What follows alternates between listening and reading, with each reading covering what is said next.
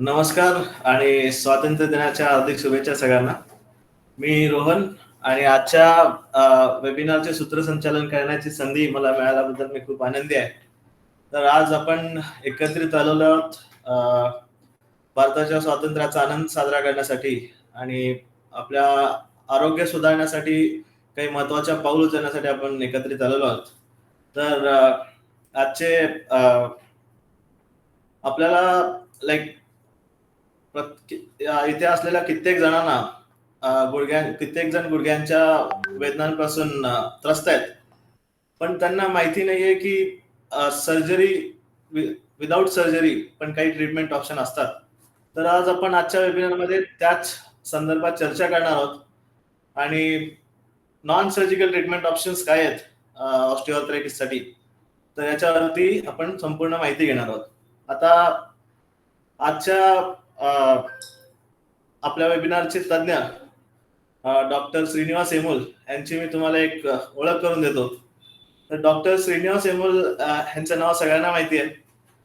डॉक्टरांनी MS ortho आणि D ortho Just a minute, Rohan, sorry. Someone has started sharing the screen. Naveen, can you stop others to share the screen? Prakash Mr. Prakash Kukan is presenting. Naveen, somebody is started presenting. Please stop sharing. Mr. Prakash, requesting to stop presenting because doctor is going to share the presentation. Hey, stop, sir. Remove him so that. Yeah.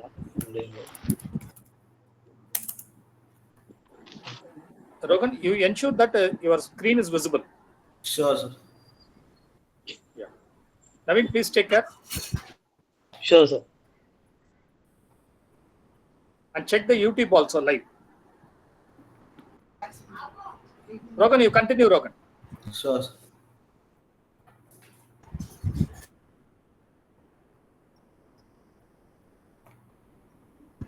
Yes, Rohan, go ahead.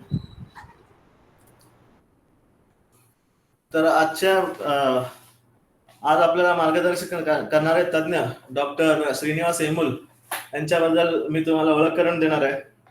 Doctor Shrinivas हेमूल यांच्याबद्दल सगळ्यांना माहिती आहे. त्यांनी MS ortho आणि D ortho ते पदवीधर आहेत आणि त्यांनी मुंबई विद्यापीठातून जॉईंट रिप्लेसमेंट मध्ये फेलोशिप पूर्ण केलेली आहे. त्यांच्या 17 वर्षांच्या वैद्यकीय प्रवासात त्यांनी सोलापुरात हजारो रुग्णांवरती उपचार केलेले आहेत. त्यांनी आतापर्यंत 955 जॉईंट रिप्लेसमेंट सर्जरी करून त्यांची तज्ञता सिद्ध केलेली आहे. तर डॉक्टरांचा अनुभव केवळ शस्त्रक्रियेतच नाहीये, तर नॉन सर्जिकल ट्रीटमेंट ऑप्शन्स कशा प्रकारे पेशंट्सना सूट होऊ शकतात हे पेशंट सोबत सखोल त्यांच्यासोबत संवाद साधून त्यांना त्या ट्रीटमेंट ऑप्शन्स प्रोव्हाइड करण्यामध्ये सुद्धा त्यांचा चांगला अनुभव आहे. तर आजच्या वेबिनार मध्ये आपण त्याच संदर्भात नॉन सर्जिकल ट्रीटमेंट ऑप्शन्स काय आहेत जे गुडघ्यांच्या आजारापासून त्रस्त आहेत त्यांच्यासाठी, याच्यावरती चर्चा करणार आहोत. तर वेबिनार सुरू करण्याच्या आधी मी सगळ्यांना विनंती करू इच्छितो की तुमचं कॅमेरा आणि माईक हे वेबिनार संपेपर्यंत ऑफ असायला पाहिजे. ज्यांना प्रश्न विचारायचे ते डॉक्टरांच्या प्रेझेंटेशनच्या नंतर आम्ही क्वेश्चन अँड आन्सर्स चा सेशन घेणार आहे. त्याच्यामध्ये तुम्ही प्रश्न विचारू शकता आणि प्रश्न विचारण्यासाठी तुम्हाला गुगल मीट मध्ये हँड रेज करावा लागेल आणि युट्यूब लाईव्ह मध्ये जर तुम्ही हा सेशन बघत असाल तर तिकडे तुम्हाला क्वेश्चन टाईप करावा लागेल. आणि सगळ्यात महत्वाची गोष्ट, डॉक्टरांच्या प्रेझेंटेशन नंतर क्वेश्चन अँड आन्सर सेशन चालू होणार आहे. वेबिनार चालू असताना मध्ये इंटरप्ट करू नये. तर जास्त वेळ न घेता मी डॉक्टर श्रीनिवास हेमूल यांच्याकडे आजचा वेबिनार सोपवतो आणि मी डॉक्टरांना विनंती करतो की त्यांनी आपल्यासोबत त्यांचा अनुभव आणि काही टिप्स शेअर करावेत.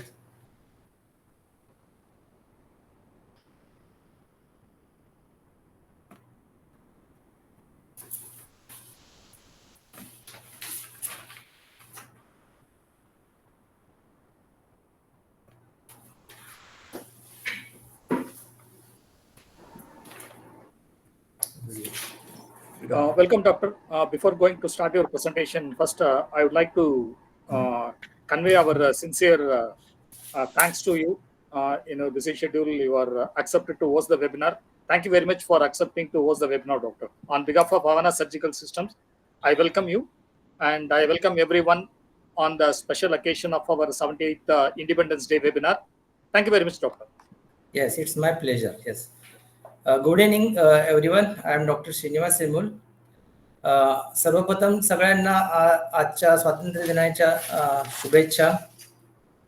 आजच्या दिवशी आपण आजचा विषय आहे नी पेन म्हणजे गुडघेदुखी. तर आजच्या दिवशी आपण आपल्या गुडघेदुखीपासून कसं स्वातंत्र्य मिळवता येईल ते आपण बघूयात.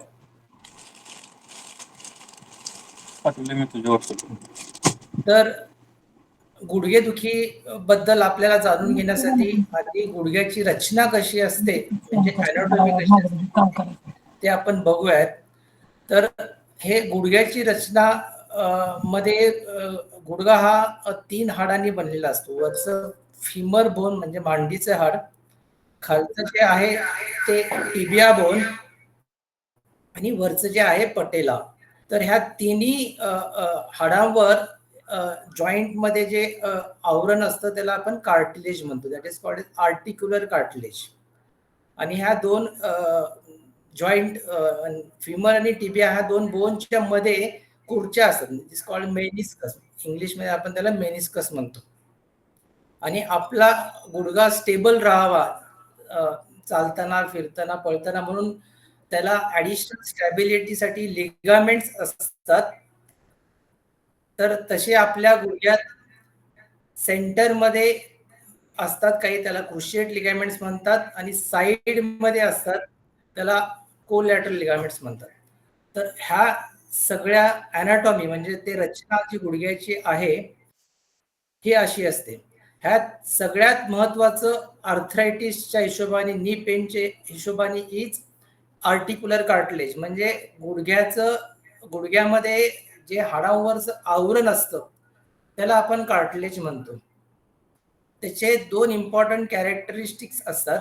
ते नॉर्मली हे जे आर्टिक्युलर कार्टिलेज म्हणजे आपलं गुडघ्यावरचं आवरण आहे हाडावरचं ते सरफेस हा एकदम स्मूथ असतो. सेकंड थिंग तो फर्म असतो म्हणजे ते टणक असतं ते. आणि third thing that it is painless. त्याला वेदना रहित कार्टिलेज नॉर्मली असतात म्हणजे त्याला काही सेन्सेशन, त्याला टच जरी केलं तरी सेन्सेशन नॉर्मली आपल्याला फील होत नाही. तर हे जेव्हा आपल्याला जॉईंट खराब होतो, आर्थरायटिस होतो, तेव्हा काय होतं आपण ते बघूयात. म्हणजे नॉर्मली हे कार्टिलेज स्मूथ असतं, टणक असतं आणि वेदना रहित असतं म्हणजे पेनलेस असतं. आता नी पेन म्हणजे गुडघेदुखीचे तसे बरेच कारण आहेत. आपण जे म्हणतो की कॉमन रिझन सगळ्यात महत्वाचं कारण म्हणजे ऑस्टिओआर्थरायटिस. आपण बरेच वेळा ऐकलं असेल की आर्थरायटिस झाला. ते आर्थरायटिस म्हणजे नक्की काय झालं आपण ते पुढे बघूयात. तर पहिलं रिझन गुडघेदुखीचं हे आर्थरायटिस. सेकंड कॉमन रिझन हे संधिवात म्हणजे रुमॅटॉइड आर्थरायटिस. तर संधिवात हा बऱ्याच जॉईंट्सला इन्व्हॉल्व होतो, नुसतं गुडघ्यालाच नाही. म्हणजे हाताचे बोट, पायाचे बोट म्हणजे बॉडीतला प्रत्येक जॉईंट हा अफेक्ट होऊ शकतो. त्याला आपण म्हणतो की रुमॅटॉइड आर्थरायटिस. तर तसा आजार जेव्हा गुडघ्याला पण अफेक्ट होतो त्यामुळे पण गुडघा दुखू शकतो. आणि आजकाल आपण बघतो की बऱ्याच वेळा डेंग्यू, चिकुनगुन्या ह्याच्यामुळे जे पेन्स होतात तर ते पण एक व्हायरल फिवर म्हणजे व्हायरल आर्थ्रॅल्जिया हे पण आजकाल खूप कॉमन गुडघेदुखीचं कारण आहे. पण these are the causes of short duration pain म्हणजे व्हायरल फिवर मुळे जे पेन होतात ते 10-15 दिवसापुरतीच राहतात. Fourth reason of knee pain, चौथं कारण आहे की काहीतरी मार लागला असेल. तुम्हाला रिसेंट एखादा मार लागला असेल किंवा खूप आधी एखादा मार लागला असेल ज्याच्यामुळे आतमधल्या खुर्च्यांना इजा झाली असेल, आपण त्याला मेनिस्कल टिअर म्हणतो, किंवा आतमधल्या लिगामेंट्सला काही इजा झाली असेल. ज्याला आपण क्रुशिएट लिगामेंट्स म्हणतो, त्यांना जेव्हा इजा होते तेव्हा आपला जॉईंट हा अनस्टेबल होतो. तर त्याच्यामुळे आपले काही गुडघेदुखी चालू होऊ शकतात. रेअरली काही इन्फेक्शन्स गुडघ्यामध्ये झाले तर त्याच्यामुळे पण गुडघेदुखी आपल्याला उद्भवू शकते. एखादी गाठ झाली, एखादी सिस्ट झाली तर त्याच्यामुळे पण आपल्याला गुडघ्याचं दुखणं चालू होऊ शकतं. तसे हे बरेच रिझन्स आपल्या गुडघेदुखीसाठी आहेत. आणि कॉमनेस्ट रिझन, सगळ्यात महत्वाचं कारण गुडघेदुखीसाठी हे आर्थरायटिस म्हणजे ओस्टिओ आर्थरायटिस. तर हे आर्थरायटिस म्हणजे काय ते आधी बघूयात. तर आता आपण जेव्हा अॅनाटॉमी बघितली गुडघ्याची तर त्याच्यामध्ये हे जे आर्टिक्युलर कार्टिलेज आहे, दोन हाडाच्या मध्ये जे कव्हरिंग असतं हाडाला जॉईंट मधलं, त्याला आपण म्हणतो की आर्टिक्युलर कार्टिलेज. तर त्याचं काम आहे की आपली जेव्हा मुवमेंट होते, आपण चालतो, फिरतो, पळतो, तेव्हा जे कार्टिलेज जे दोन्ही हाडावर आवरण असतं ते एकमेकाला स्मूथपणे घासतात. म्हणजे आपल्याला ते घर्षण होत नाही आणि आपल्याला ते घर्षण जाणवत नाही. पण जेव्हा हे आर्टिक्युलर कार्टिलेज खराब होतं, म्हणजे जे नॉर्मली फर्म आहे, टणक आहे, ते सॉफ्ट झालंय, जे नॉर्मली सरफेस हा स्मूथ आहे तो खडबडीत झालाय, रफ झालाय, आणि नॉर्मली जो पेनलेस आहे तो आता पेनफुल झालाय, त्याला आपण म्हणतो की आर्थरायटिस झाला. म्हणजे नॉर्मली आपला गुडघ्यातला जो कार्टिलेज आहे तो झिजलाय, ज्याचं काम आहे की आपल्याला हाडाला हाड घासू द्यायचं नाहीये. तर हा जो कार्टिलेज जेव्हा झिजतो त्याला आपण आर्थरायटिस म्हणतो. तर हे कुणाला होतात, आर्थरायटिस का होतात, कुठल्या पेशंटला जास्त त्याची शक्यता असते ते आता बघूयात. तर आर्थरायटिस ग्रॉसली दोन प्रकारचे असतात. प्रायमरी आर्थरायटिस जे आपण कॉमनली आपले बरेच आजी आजोबा बघतो की ज्यांचे पाय असे वाकलेले आहेत, त्यांना चालताना त्रास होतोय, हे वयानुसार होणारा आर्थरायटिस आहे, त्याला आपण म्हणतो की प्रायमरी आर्थरायटिस. म्हणजे ह्याचे तीन महत्वाचे कारण म्हणजे वय, वजन आणि फिमेल सेक्स. जे म्हणजे स्त्रियांमध्ये हे खूप कॉमन आहे, ज्यांचं वजन खूप जास्त आहे त्याच्यात हे प्रमाण आर्थरायटिसचं खूप लवकर आणि खूप जास्त प्रमाणात होतं. आणि वयानुसार आपल्याला जसं जसं वय वाढेल हे आर्थरायटिसचं प्रमाण त्या पेशंट्समध्ये वाढत जातं. हे प्रायमरी आर्थरायटिसचे हे तीन महत्वाचे कारण आहेत. सेकंडरी आर्थरायटिस म्हणजे काहीतरी आजार गुडघ्यात झालेला आहे त्याच्यामुळे आपल्याला सांधा खराब झालाय, त्याला आपण सेकंडरी आर्थरायटिस म्हणतो. तर त्याचे बरेच कारण असतात. म्हणजे एखाद्या वेळेस आपल्याला गुडघ्यातलं हाड मोडलंय आणि त्याच्यामुळे आपला सरफेस स्मूथ नाहीये, तरी आपल्याला फ्युचरमध्ये आर्थरायटिस होऊ शकतो. तो तरुण वयात पण होऊ शकतो. आपल्याला आधीची लिगामेंट इंजुरी झाली आहे त्यामुळे जॉईंट अनस्टेबल आहे, तर त्याच्यामुळे पण आपल्याला जॉईंट खराब होऊ शकतो, त्याच्यामुळे पण आर्थरायटिस होऊ शकतो. आपला पाय जन्मता वाकडा असेल, बेंड असेल, तर आपल्या गुडघ्यावरचं जे येणारे प्रेशर आहे ते एका साईडला जास्त पडतं आणि दुसऱ्या साईडला कमी पडतं, म्हणजे आपण त्याला डिफॉर्मिटी म्हणतो. अशा वेळेस आपल्या गुडघ्याची एक साईड झिजली जाते आणि दुसरी बऱ्यापैकी चांगली राहते. तर हे बरेच सेकंडरी आर्थरायटिसचे कारण आहेत. म्हणजे ह्याच्यामुळे आपल्याला जॉईंट हा दुसऱ्या काहीतरी कारणानं आपल्या गुडघ्याचा कार्टिलेज जो आहे तो खराब झालेला आहे.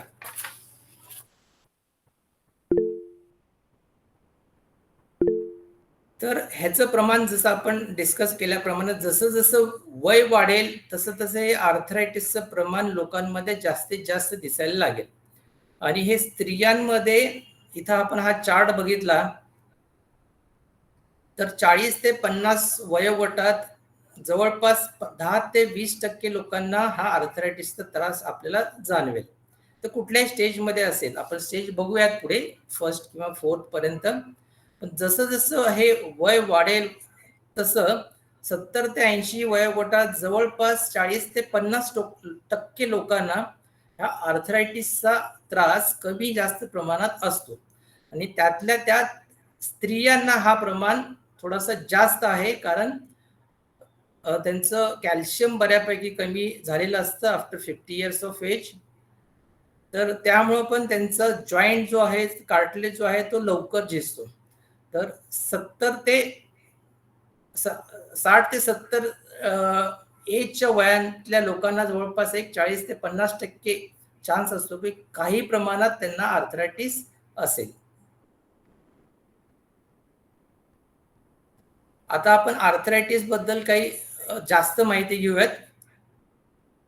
तर हे जेव्हा आपण एखादा जॉईंट समजा ओपन केला किंवा दुर्बिणीतून बघितला, तर हा आपल्याला असा दिसतो. म्हणजे त्याचा सरफेस हा स्मूथ आहे, जे लिगामेंट्स आहेत. जेव्हा आपण एखादा आर्थरायटिस म्हणजे सांधा झिजलेला आहे, त्यांचा आपण जेव्हा सांधा ओपन करून बघू, तेव्हा असे बरेच पॅचेस असतात, बरेच खड्डे पडलेले असतात ते कार्टिलेजमध्ये, ज्याच्यामुळे आपल्याला त्याच्या खालचं बोन म्हणजे सबकॉन्ट्रोल बोन आम्ही त्याला म्हणतो की ते पण दिसायला लागतं. तर हे जेव्हा कार्टिलेज खडबडीत झालंय, ह्याचा अर्थ सांधा हा बऱ्यापैकी झिजलेला आहे.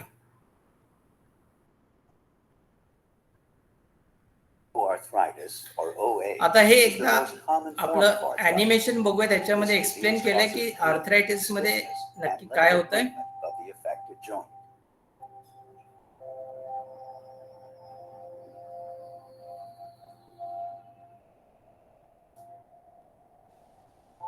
Along with damage to the meniscus, articular cartilage can wear away over time, causing a narrowing of the joint space. When this shock absorption is lost, and as the joint space narrows, bone can rub against bone, causing pain. These x-rays show the joint space in a normal knee compared to the narrow space in an osteoarthritic knee. When you stand or walk, the hip, knee, and ankle joints ideally should be vertically aligned, like stacked blocks. In an OA knee, the narrow space and pain associated with the disease can often lead to an abnormal gait, which can throw off this natural alignment. The resulting misalignment is often associated with OA. Although both the lateral, outside, or medial, inside of the knee can be affected, the majority of people with OA have medial OA. You may compensate for this painful knee by limping to reduce the weight on that side of the body. Over time, knee OA can also lead to pain, instability, and stiffness problems with your knees, hips, and जसं ह्या animation मध्ये mention केलंय की आपला सांधा जेव्हा झिजतो, arthritis जेव्हा होतं, तेव्हा असे ते कार्टिलेज पूर्ण खराब झालेलं असतं. 2 हाडाच्या मध्ये आपल्याला नॉर्मली फट दिसते, कारण हे कार्टिलेज जे आहे ते नॉर्मली रेडिओल्युसन म्हणजे एक्सरे मध्ये दिसत नाहीत. त्यामुळे हे कार्टिलेज जेव्हा आपले झिजतात, तेव्हा आपल्याला ते 2 हाडं जवळ आलेले वाटतात. आपण ते एक्सरे बघूयात काही. बऱ्याच वेळा जेव्हा हा आर्थरायटिस ॲडव्हान्स स्टेजमध्ये म्हणजे अजून वाढतो, तेव्हा काही एक्स्ट्रा बोन आपण त्याला ऑस्टिओफाइट्स म्हणतो, काही एक्स्ट्रा हाडं आपल्याला तिथं वाढलेले दिसतात. तर अशा प्रकारे आपल्याला हे चेंजेस आपल्या सांध्यामध्ये ॲडव्हान्स ऑस्टिओआर्थरायटिसमध्ये होतात.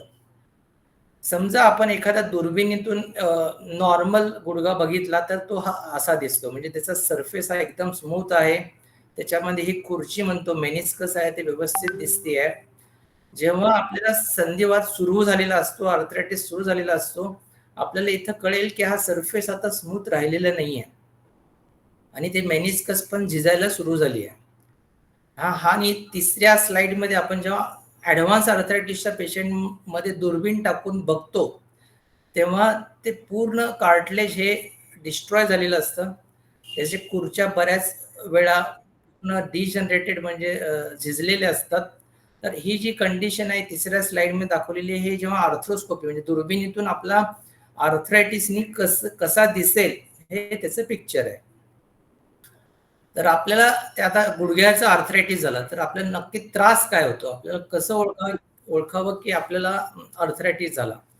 प्रत्येक पेन गुडघेदुखी म्हणजे नी आर्थरायटिस नाही आहे. जसं आपण पहिल्या स्लाइड्समध्ये बघितले तसे गुडघेदुखीचे बरेच कारण आहेत आणि हे आर्थरायटिस आहे त्यातलं एक कारण झालं.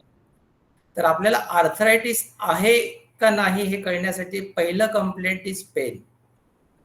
तर आपल्याला सुरुवातीला आपण जेव्हा काही गोष्टी गुडघा वाकून करायला लागतो तेव्हा ते पेन सुरू होतं.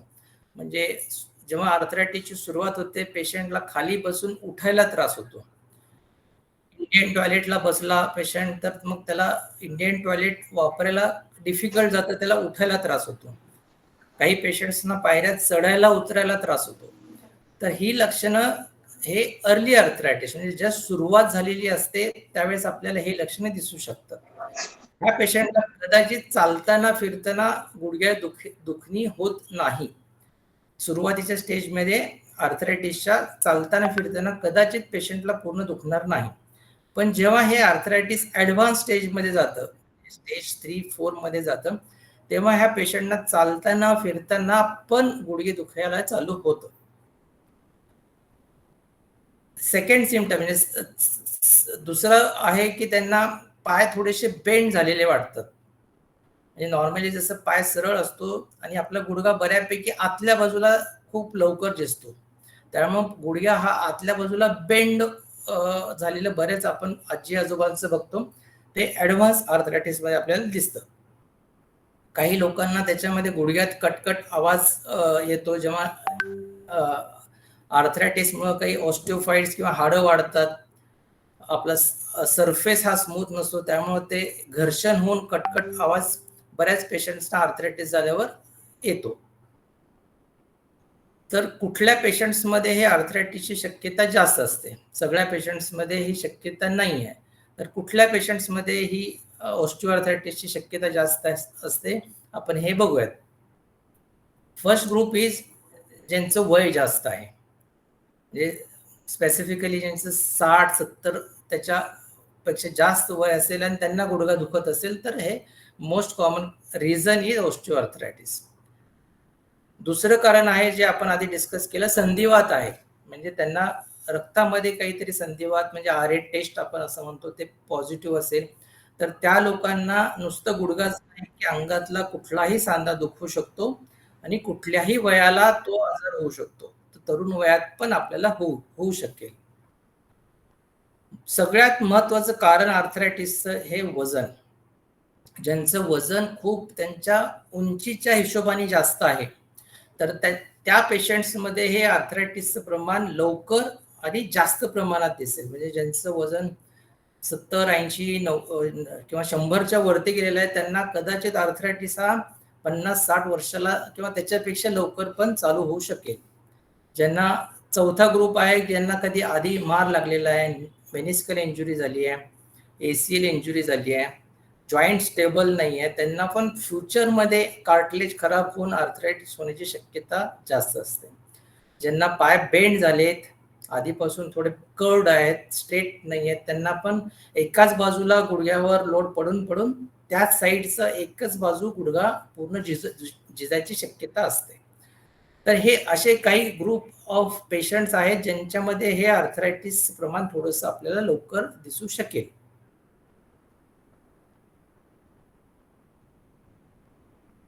आपण बघितलं की त्रास काय होतो, कारण गुडघ्यामध्ये आवाज येतो. सुरुवातीला आपल्याला ते खाली बसून उठायला किंवा पायऱ्यात चढायला उतरायला त्रास होईल. काही पेशंट्सना गुडघ्याला सूज आल्यासारखं वाटेल. नंतर ॲडव्हान्स स्टेजमध्ये गुडघ्याची मुवमेंट कमी होते, गुडघ्याला बाक किंवा बेंड आल्यासारखं पेशंटला वाटेल आणि चालताना पण त्यांना दुखायला लागेल. आता हे आर्थरायटिसचे स्टेजेस काय असतात ते आपण बघूयात, कारण आपल्याला उपचार हे स्टेजेसवर डिपेंड असतात. आपल्या आर्थरायटिस कुठल्या स्टेजमध्ये आहे. Of the joint. This animation demonstrates the progression of the condition through 4 stages. Here's a healthy knee with healthy cartilage allowing for smooth motion. Grade 1 is partial damage of joint cartilage, characterized by minor bone spurs or osteophytes, as well as very minimal joint space narrowing. Grade 2 has moderate cartilage damage with definite osteophytes or bone spurs and apparent joint space narrowing. Grade 3 has multiple osteophytes or bone spurs with definite joint space narrowing with apparent sclerosis of the bone. Grade 4 is the most severe. It's bone on bone with multiple large osteophytes or bone spurs with marked joint space narrowing and severe sclerosis. तर इथं बघितल्याप्रमाणे तसे आर्थरायटिसचे आपले 4 stages असतात. तर आपल्याला हे आपण आपलं आर्थरायटिस, आपलं गुडघ्याचं दुखणं जे आहे ते आर्थरायटिस आहे का, आणि असेल तर ते कुठल्या स्टेजमध्ये आहे, त्याचं निदान होण्यासाठी आपल्याला काय करायला पाहिजे. तर त्यासाठी आपल्याला फर्स्ट थिंग इज आपल्याला गुडघ्याचा एक्सरे काढायला पाहिजे. आणि एक्सरे काढताना सगळ्यात महत्त्वाचं म्हणजे हा स्टँडिंग एक्सरे लागतो. म्हणजे आपल्याला चालताना गुडघ्यावर किती लोड आहे हे कळण्यासाठी किंवा सांधा किती झिजला हे कळण्यासाठी झोपून काढलेला एक्सरे चालत नाही. तर आपल्याला तो स्टँडिंग एक्सरे, उभारून एक्सरे जेव्हा काढतो त्याच वेळेस आपल्याला आर्थरायटिस कुठल्या स्टेजमध्ये आहे किंवा आर्थरायटिस आहे का नाही त्याचं निदान होऊ शकतं. इथं पहिल्या स्लाइडमध्ये दाखवल्याप्रमाणे आपल्याला 2 हाडाच्या मध्ये गॅप दिसते. ते ब्लॅक जी स्पेस दिसते ते गॅप दिसते. ते गॅप नसून तिथं आपल्याला कार्टिलेज असतं, जे आपल्याला एक्सरे मध्ये दिसत नाही. त्यामुळे आपल्याला तिथं गॅप असल्यासारखे वाटते.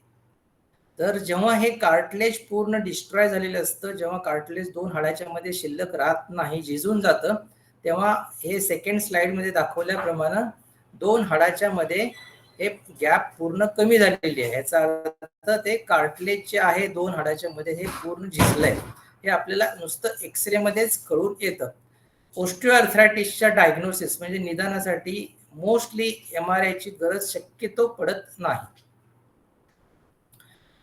आता हे स्टँडिंग एक्सरे वरून आपण काही आर्थरायटिसचे स्टेजेस करतो. म्हणजे कुठल्या पेशंटला काय ट्रीटमेंट द्यायची हे तो कुठल्या स्टेजला आर्थरायटिस आहे त्याच्यावर हे डिपेंड असतं. तर त्यासाठी आपल्याला हे गुडघ्यावर किती झिजला आहे आणि किती बेंड झालाय त्यावरून त्याचे हे स्टेजेस असतात. म्हणजे पहिल्या स्टेजमध्ये आपल्याला इथं दिसेल की त्याचे 2 हाडाच्या मधली गॅप थोडीशी कमी झाली आहे. आतल्या बाजूला इथं दिसेल आपल्याला की ती गॅप कमी झाली आहे. सेकंड स्टेजमध्ये ही गॅप अजून कमी झाली आहे. इथं जेव्हा सेकंड स्टेजमध्ये येईल तेव्हा पेशंटचा पाय आपल्याला थोडा बेंड व्हायला सुरू झालेला दिसेल. जेव्हा हे थर्ड स्टेज आहे म्हणजे एकाच बाजूला एकाच साईडला हाडाला हाड पूर्ण टेकलेलं आपल्याला दिसतंय, हे तिसऱ्या स्टेजचं आर्थरायटिस झालं. म्हणजे स्टेज 3 हे पाय पण पूर्ण बेंड झालेले दिसतील याच्यात. आणि हे चौथ्या स्टेजमध्ये जेव्हा आर्थरायटिस जाईल तेव्हा एक हाड दुसऱ्या हाडा म्हणजे त्याच्यामध्ये एका हाडामध्ये खड्डा पडलेला असतो. आम्ही जेव्हा बऱ्याच वेळा ऑपरेशनसाठी ओपन करतो त्यावेळेस बरेच मोठे खड्डे त्या हाडामध्ये पडलेले असतात. तर हे चौथ्या स्टेजचं आर्थरायटिस आहे. म्हणजे बऱ्याच वेळा आपण हे अंगावर जर काढलं म्हणजे अर्ली आर्थरायटिस तर हे ह्या स्टेज पर्यंत जाऊ शकतं. तर हे आपल्याला एक्सरे वरून आपल्याला हे स्टेजिंग करताना ह्या स्टेजवर त्याचा उपचार डिपेंड असतो. त्यासाठी हे आपल्याला स्टेज म्हणजे करणं महत्वाचं आहे. स्टेज 1 आणि 2 म्हणजे पहिल्या आणि दुसऱ्या स्टेजमध्ये जेव्हा आर्थरायटिस असतं तेव्हा आपल्याला सगळ्या बिना ऑपरेशनच्या ऑप्शन्स अवेलेबल असतात. पण जेव्हा संधिवात म्हणजे आर्थरायटिस वाढलेला असतो, तो स्टेज 3 किंवा 4 मध्ये जातो, तेव्हा बऱ्यापैकी बिना ऑपरेशनचे पर्याय काम करत नाहीत. तर आर्थरायटिस म्हणजे हे विअर अँड टिअर म्हणजे झीज झालेली आहे. ते एकदा जी झीज झालेली आहे ती आपल्याला परत रिकवर करता येत नाही. पण ह्याच्या पुढे जास्त झिजू नये ह्याच्यासाठी आपण बरेच प्रिकॉशन्स घेऊ शकतो. तर prevention is better than cure. म्हणजे स्टेज 3च्या पेशंट्सना दुसरा काही ऑप्शन नाही पण ऑपरेशन करायला लागतं. पण स्टेज 1 किंवा स्टेज 2 किंवा ज्यांना जस्ट सुरुवात झाली आहे आर्थरायटिसची त्यांच्यासाठी प्रिव्हेन्शन इज बेटर. म्हणजे आपल्याला ऑपरेशन कसं प्रिव्हेंट करता येईल म्हणजे आर्थरायटिस कसं होऊ नये हे जास्त महत्वाचं आहे rather than going for surgery. एकदा आपल्याला स्टेज 3-4 ला गेलं तर आपल्याला ऑपरेशन शिवाय पर्याय नाही आहे. पण त्या स्टेजला जायचं नाहीये. त्या स्टेजला जायचं नाहीये ह्यासाठी आपल्याला आधी प्रिव्हेन्शन म्हणजे ते टाळायचं कसं आपलं आर्थरायटिस आणि त्याची ट्रीटमेंट कशी करायची अर्ली स्टेजमध्ये. तर नॉन ऑपरेटिव्ह ट्रीटमेंट म्हणजे आपल्याला आर्थरायटिस आपल्याला होऊ द्यायचं नाहीये किंवा त्याला आपल्याला बिना ऑपरेशनचं अर्ली स्टेजमध्ये ट्रीट करायचं. तर त्यासाठी पहिलं महत्वाची गोष्ट म्हणजे वेट रिडक्शन. म्हणजे ज्यांचं वजन स्पेसिफिकली जास्त आहे त्यांच्यासाठी हे वेट रिडक्शन केल्याने बऱ्याच तुमचं जे प्रोग्रेशन आहे, म्हणजे आता जे आर्थरायटिस स्टेज 1 मधून स्टेज 2 मध्ये जाईल, आपण जर वेट कमी नाही केलं, अशी शक्यता जास्त असते. जर ज्याचं वजन जास्त आहे तो स्टेज 1 मध्येच आहे आणि त्याने आत्ताच वजन कमी केलं तर डेफिनेटली तो स्टेज 2 मध्ये जायचे चान्सेस कमी होतात. तर पहिलंच non operative treatment is a weight reduction. मग त्यासाठी आपण मग तुमच्या डायटिशियन्सना भेटा, ते तुमचं वजन, BMI, उंची सगळं बघून प्रत्येक पेशंटचं वाईज डाएट प्रोटोकॉल गाईड करतील. Second important thing, non operative म्हणजे बिना ऑपरेशनचं काही आपल्याला ट्रीटमेंट करायची असेल तर लाईफस्टाईल मोडिफिकेशन्स. लाईफस्टाईल मोडिफिकेशन म्हणजे जेव्हा आपल्याला आर्थरायटिसची सुरुवात होते, म्हणजे जस्ट आपल्याला प्रत्येक गोष्टीला पेन होत नाही, पण काही ठराविक गोष्टी केल्यावर पेन होते. तर जे केल्याने दुखतं ते सुरुवातीला टाळावं. म्हणजे बऱ्याच लोकांना खाली मांडी घालून बसलं तर त्रास होत नाही, पण बसून उठताना त्रास होतो. तर खाली मांडी घालून बसणं त्यावेळेस पासून बंद करावं. जे इंडियन टॉयलेट वापरून उठताना दुखत असेल तर ते कमोड वापरायला चालू करावं. हे लाईफस्टाईल मोडिफिकेशन्स आपल्याला करायला लागतात. म्हणजे जे काही आपली प्रोसेस आहे आपल्याला झिजण्याची स्लो करता येते. बऱ्याच वेळा ती आपल्याला कम्प्लिटली स्टॉप करता येत नाही कधी कधी, पण ही जी आर्थरायटिसची प्रोसेस आहे डेफिनेटली लाईफस्टाईल मोडिफिकेशननी आपल्याला स्लो करता येते. मग हे आपल्याला अर्ली स्टेजमध्ये प्रिकॉशन्स घ्यायचे आहेत. म्हणजे वजन कमी करायचं आहे, खाली मांडी घालून बसायचं टाळायचं आहे, टॉयलेटला शक्यतो कमोड वापरा.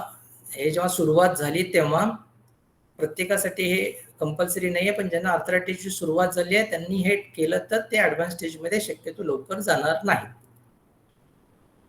थर्ड इम्पॉर्टंट थिंग इज गुडघ्याचे जे स्नायू आहेत ते मजबूत करायचे. म्हणजे आपल्याला एक्सरसाइज करायचं आहे. गुडघ्याचे व्यायाम वेगळे प्रकारचे असतात. प्रत्येक तुमचे डॉक्टर तुम्हाला गाईड करतील तुमचं फिजिक, तुमची स्ट्रेंथ बघून. तर गुडघ्याची जेव्हा आपण मसल स्ट्रेंथन करतो, जेव्हा आपण चालतो फिरतो, तेव्हा हाडांसोबत हे मसल पण वजन बिअर करतात. तर हे आर्थरायटिस म्हणजे जॉईंटवरचा लोड पण त्यामुळे बऱ्यापैकी कमी होतो. तर नी स्ट्रेंथनिंग एक्सरसाइजेस हे आपल्याला करायला पाहिजे. स्पेसिफिकली काही नॉन इम्पॅक्ट म्हणजे ज्याच्याने गुडघ्यावर डायरेक्ट इम्पॅक्ट पण येत नाहीत, पण गुडघ्याचे स्नायू मजबूत होतात असे काही व्यायाम म्हणजे सायकलिंग, वॉकिंग, स्विमिंग, असे काही नॉन इम्पॅक्ट ॲक्टिव्हिटीज केले तर डेफिनेटली गुडघ्याचे स्नायू मजबूत होतात आणि त्याच्याने तुमचा रिकव्हरी पिरियड वाढतो आणि आर्थरायटिस पुढे ॲडव्हान्स व्हायचे चान्सेस कमी होतात. थर्ड थिंग इज काही फिजिओथेरपी. म्हणजे फिजिओथेरपीमध्ये काही नॉन ऑपरेशन मेथड, म्हणजे आपल्याला जस्ट संधिवात आर्थरायटिस सुरुवात झाली आहे तर आपल्याला काही फिजिओथेरपीमध्ये बरेच काही त्यांच्याकडे इक्विपमेंट्स, मशीन्स असतात ज्याच्यामुळे आपलं पेन कमी करण्यास मदत होते.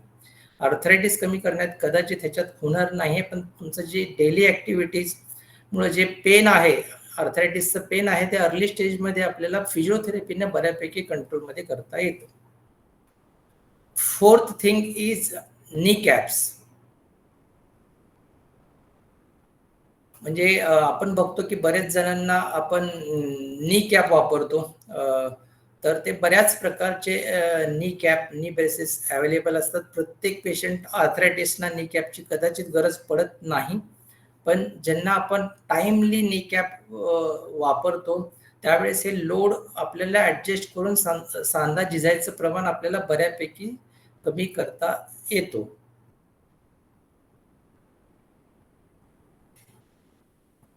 नी एक्सरसाइजेस, काही ॲक्वॅटिक म्हणजे पाण्यातले एक्सरसाइजेस, वेट लॉस प्रोग्राम, ह्या सगळ्यांनी आपल्याला बऱ्यापैकी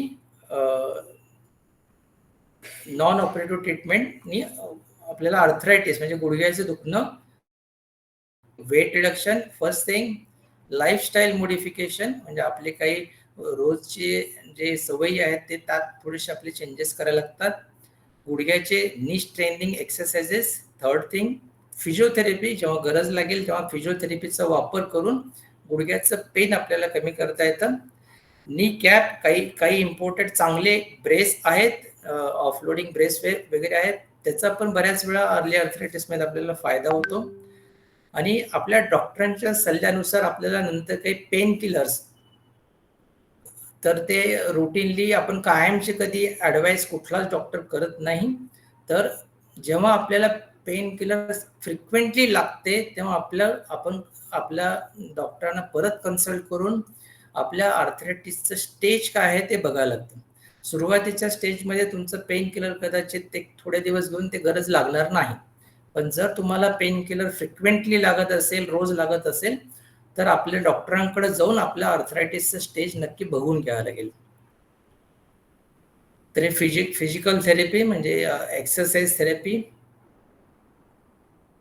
आता काही चांगले इम्पोर्टेड ऑफ लोडिंग नी ब्रेसेस पण मार्केटमध्ये अवेलेबल असतात.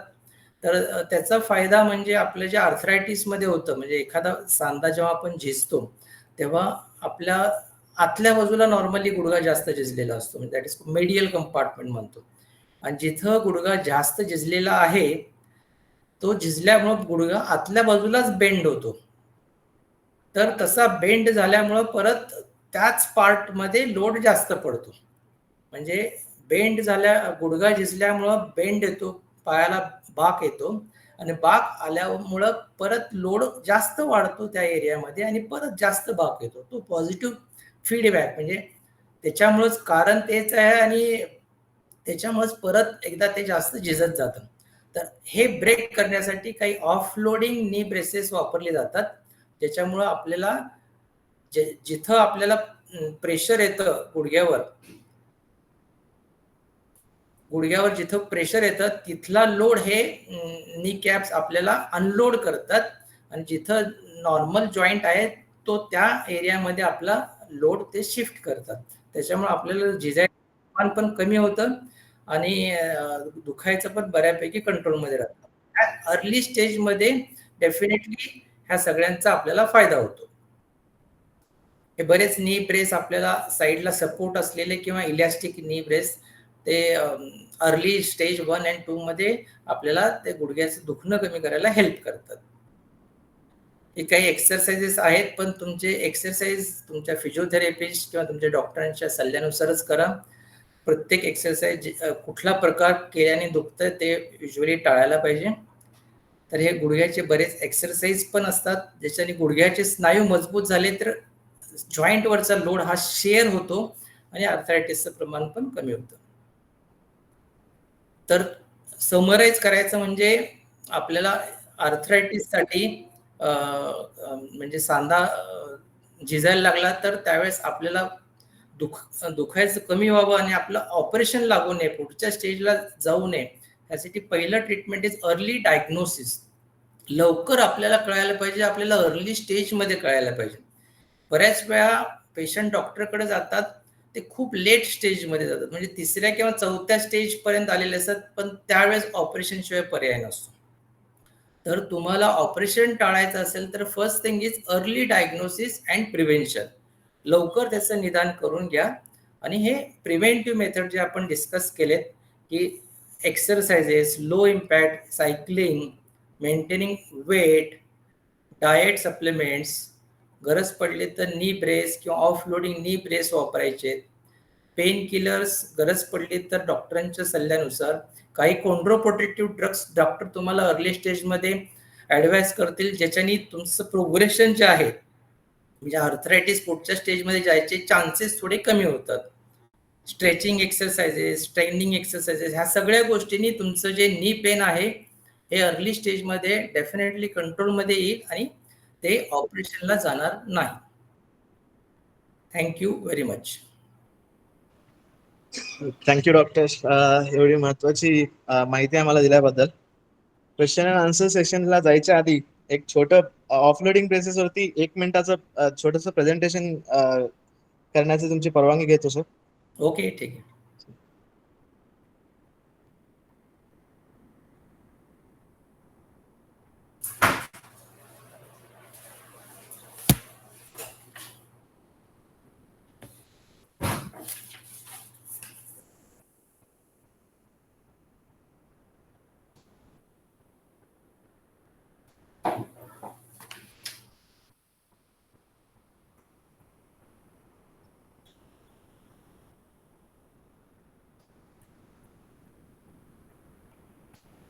तर आता प्रेझेंटेशन मध्ये जशा प्रकारे डॉक्टरांनी सांगितलंय की ऑस्टिओआर्थरायटिसचं जे नी पेन आहे त्याच्यामध्ये काही ऑफलोडिंग ब्रेसेस मदत करतात. तर ऑफलोडिंग ब्रेसेस म्हणजे काय असतं याच्याची एक छोटंसं प्रेझेंटेशन आम्ही बनवलेलं आहे. तर ऍक्च्युली तुम्ही खूप वेळा ऐकला असेल ब्रेस म्हणजे खूप वेळा ब्रेस हा शब्द ऐकला असेल. तर ब्रेस म्हणजे काय? ब्रेस म्हणजे एक असा एक्सटर्नल डिव्हाइस जे तुमच्या बॉडीला सपोर्ट करतो आणि तो सपोर्ट करण्यासाठी जो डिव्हाइस यूज केला जातो त्याला ब्रेस म्हणतात. तर वेगवेगळ्या प्रकारचे ब्रेसेस बाजारामध्ये अवेलेबल आहेत. त्याच्यामध्ये भरपूर प्रकारचे तुम्हाला ब्रेसेस दिसतील. जसे गुडघ्यांसाठीच बघितला तर तुम्हाला इकडे 5-6 प्रकारचे ब्रेसेस दिसून जातील. तर त्याच्यामध्ये आता आपण ऑफलोडिंग ब्रेसेस बद्दल बोलतोय. तर ऑफलोडिंग ब्रेस म्हणजे काय असतं नेमकं? तर डॉक्टरांनी सांगितल्या प्रकारे ऑफलोडिंग ब्रेस म्हणजे ज्यावेळेस तुम्हाला ऑस्टिओआर्थरायटिसचा त्रास असतं, मेनली युनिकंपार्टमेंटल ऑस्टिओआर्थरायटिस म्हणजे गुडघ्याच्या एका बाजूला जेव्हा झीज झालेलं असतं त्या जागेमध्ये ज्या अफेक्टेड साईडवरती लोड जे असतं तर लोड कमी करायचं काम जे ब्रेस करतात त्यांना म्हणतात ऑफलोडिंग ब्रेसेस. तर तुम्ही ह्याच्यामध्ये बघितल्या प्रकारे पहिलं जर इमेज बघितला तर त्याच्यामध्ये अफेक्टेड साईड दिसतं तुम्हाला. तर ते करेक्ट करण्यासाठी इकडे एक ऑफलोडिंग ब्रेस दिसेल तुम्हाला. त्याच्यामध्ये तुम्हाला लेफ्ट हँड साईडला एक थंबव्हील डायल असतं. त्या थंबव्हील डायलच्या सपोर्टने प्रेशर अप्लाय करून आणि त्याच्या समोरच्या 2 स्ट्रॅपनी काउंटर प्रेशर अप्लाय केल्यानंतर हा तुम्हाला जॉईंट ऑफलोड झालेला दिसेल. तर हे काम असतं ऑफलोडिंग ब्रेसेसचं. तर त्याच्या बाजारामध्ये वाईडली अवेलेबल म्हणजे खूप जास्त अवेलेबल असणारे प्रोडक्ट्स आहेत. त्याला म्हणतात कम्प्रेशन स्लीव्स. कम्प्रेशन स्लीव्स मध्ये इलास्टिक मटेरियल यूज केलं जातं. त्याच्यामुळे गुडघ्यांना लागून जे मसल्स असतात त्यांना कम्प्रेशन भेटण्याचं काम होतं आणि पेशंट्सना आराम वाटू शकतं. पण ऑफलोडिंग मध्ये त्याचं काही काम नाहीये. तर तशा प्रकारच्या ऑफलोडिंग ब्रेसेस मध्ये एक ऍडव्हान्स ऑफलोडिंग ब्रेस आहे. त्याला म्हणतात फ्रीस्टाईल ओवे. तर फ्रीस्टाईल ओवेचं एक 3 पॉइंट प्रेशर मेकॅनिझम आहे. तुम्हाला आता सांगितल्या प्रकारे त्याच्यासाठी एक थंबव्हील डायल तुम्हाला भेटून जाईल आणि काउंटर प्रेशरमुळे तुम्हाला ऑफलोडिंग होतं युनिकंपार्टमेंटल ऑस्टिओआर्थरायटिस मध्ये. तर तुम्ही एक्सरेच्या फोटोमध्ये बघाल तर तुम्हाला इथे दिसून जाईल की इकडे तुम्हाला अजिबातच जॉईंट स्पेस दिसणार नाही आणि ब्रेस अप्लाय केल्यानंतर तुम्हाला थोडे जॉईंट स्पेस दिसून येईल. तर अशा प्रकारे ऑफलोडिंगची मेकॅनिझम आहे. एक अॅनिमेशनच्या मदतीने तुम्हाला दाखवण्याचा प्रयत्न केलेला आहे इकडे. तर हा त्याचा व्हिडिओ आहे आणि फ्रीस्टाईल ओवेचे फीचर्स बेनिफिट बघायला गेले तर जशा प्रकारे कम्प्रेशन स्लीवचे बेनिफिट्स आहेत जे की तुम्हाला कम्प्रेशन देतं त्याच्यासोबतच तुम्हाला ऑफलोडिंगचं पण बेनिफिट भेटून जाईल फ्रीस्टाईल ओवे मध्ये. आणि सगळ्यात महत्वाची गोष्ट हा रिअल टाइम म्हणजे पेशंटचा बिफोर अँड आफ्टरचा एक्सरे आहे. तर तुम्ही वर बघाल तर तुम्हाला दिसून जाईल की तिथे जॉईंट्स मध्ये काहीच तुम्हाला स्पेस दिसणार नाही. पण विथ ब्रेस तुम्ही जर व्हिडिओ एक्सरे बघाल तर तिकडे तुम्हाला स्पेस दिसून जाईल. तर ह्याच्यामध्ये आपण स्पेस बद्दल जास्त का बोलतोय तर स्पेस असणं का गरजेचं आहे म्हणजे जे दोन्ही हाडांचं जे घासणं आहे ते पूर्णपणे बंद होऊन जाईल आणि त्याच्यामुळे तुमच्या गुडघ्याचं जे डॅमेज आहे ते कमी होऊन जाईल. तर हे काम आहे ऑफलोडिंग ब्रेसेसचं. त्याच्यामुळे तुमचं जे काही गुडघेदुखीचं महत्वाचं कारण आहे ते त्याला ऍड्रेस करण्याचं काम ऑफलोडिंग ब्रेसेस करतात. तर आतापर्यंत भारतामध्ये जवळपास 6,000 लोकांनी फ्रीस्टाईल ओवे यूज केलेला आहे आणि त्यांना चांगले रिझल्ट दिसून आलेले. तर तुम्हालाही पाहिजे असेल तर तुम्ही डॉक्टरांना एकदा भेटा त्यांच्या सल्ल्यानुसार. तर त्यांनी तुम्हाला फ्रीस्टाईल ओवे यूज करण्याची प्रिस्क्रिप्शन दिली असेल तर तुम्हाला आम्ही एक लिंक पाठवून देऊ. त्या लिंकवरती रजिस्टर करून तुम्ही डेमो घेऊ शकता.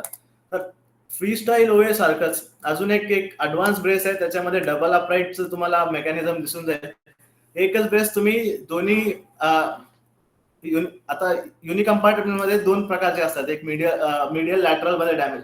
दोन्ही प्रकारच्या डॅमेज साठी तुम्ही एकच ब्रेस यूज करू शकता. म्हणजे मीडियल असेल तरी तोच ब्रेस, लॅटरल असेल तरी तोच ब्रेस. तो साईजेस चेंज करण्याची गरज नाही. तर याच्यामध्ये फायदा असा आहे की तुम्हाला ऑस्टिओआर्थरायटिस आणि फ्रंटल प्लेन लॅक्सिटी म्हणजे जे गुडघ्यांमध्ये एक प्रकार असतो त्याच्यामध्ये हा ब्रेस खूप मदत होतो. आणि ह्याच्यामध्ये जे डायलचं जे डायल 12 mm पर्यंत तुम्हाला प्रेशर अप्लाय करू शकता, पुढे जाऊ शकतो आणि जास्त प्रेशर तुम्हाला भेटून जाईल त्याच्यामध्ये. तर एका पेशंटचा आम्ही व्हिडिओ घेतला होतो ब्रेस यूज करायच्या आधी आणि ब्रेस यूज करायच्या नंतर. आता तुम्ही पाहू शकता पेशंटला चालता येत नाही अजिबात त्याच्यामध्ये आणि दुसऱ्या बाजूला बघायला गेल्यानंतर पेशंट एकदम कॉन्फिडन्सनी तुम्हाला चालताना दिसून येईल. तर हा फरक असतो ऑफलोडिंग ब्रेसेसचा आणि सामान्य ब्रेसेस मधला.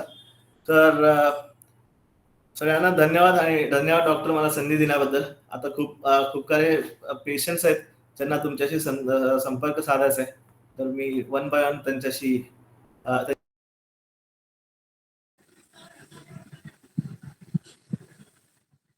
तुम्हाला प्रश्न विचारायचे असतील तर हँड रेज करा. सिक्वेन्स वाईज आपण प्रश्न घेऊ. तर चॅट बॉक्स मध्ये काही क्वेश्चन असतील.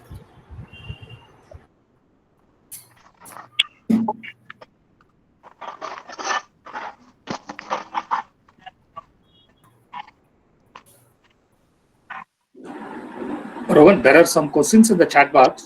Yeah, sure. Yeah. Yeah. Complete first and then we'll go one by one.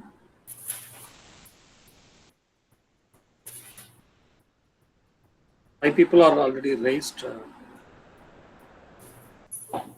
Sir, we'll give the opportunity. Don't worry about this, sir. We'll address Yes. everyone. Don't worry.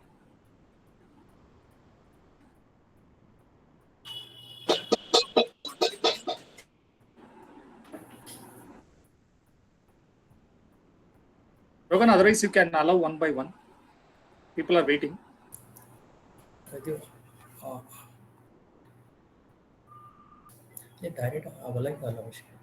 All okay.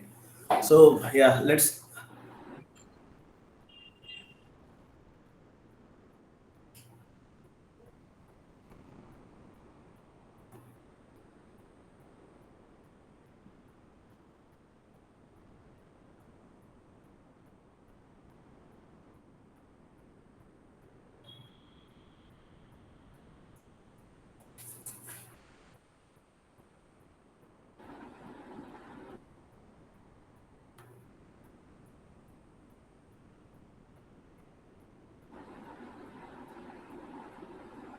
Shivakumar Kadam, तुमचा प्रश्न विचारा.